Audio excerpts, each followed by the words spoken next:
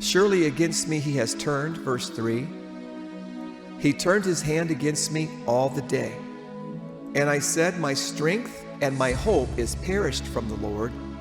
But the next verse, remembering mine affliction and my misery. I want to see what 18 and 19 say again. I want to just kind of, he crushed my teeth into gravel. He pressed me down into ashes. I've rejected peace. I've forgotten what is good. Wow. Well, that says it pretty good, doesn't it? That's a Common English Bible. I thought my future is gone, as well as my hope from the Lord.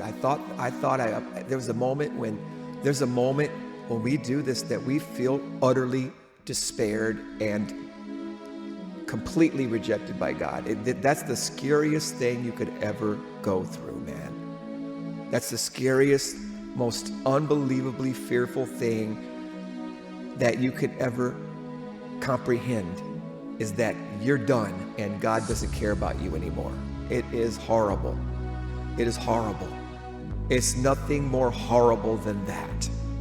And you better hope that God's going to reach down in the belly of the lowest part of hell, Scripture says, and plucks you out, because he doesn't have to, and there's no guarantee he will. And you're at a place where you don't have that guarantee. That is a cotton-picking, horrible place to be.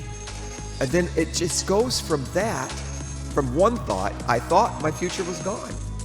Okay, verse 21 gets positive. I call all this to mind, therefore I will wait. Okay, this is a very important verse, man. This verse is very important. Modern English says, but this I call to mind, and therefore I have hope. What is he calling to mind? Perhaps the next verses will tell us. So he's going to remember anyway when he there's a point where you feel you're hopeless and you're lost and there's no hope. I got that.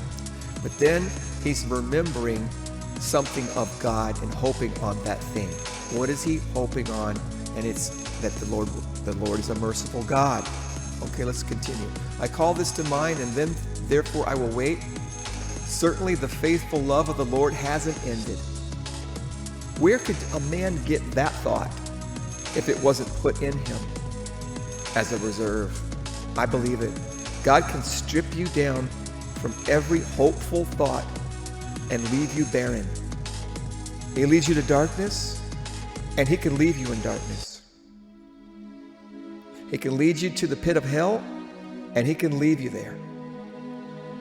But we're seeing with Jonah and this psalm here, and with Job, that there is a remaining morsel of hope that God can leave in a man, that we can remember. He puts it in our mind. He can take it from your mind. He can put it in your mind. Okay? God can put a hopeful thought in your mind.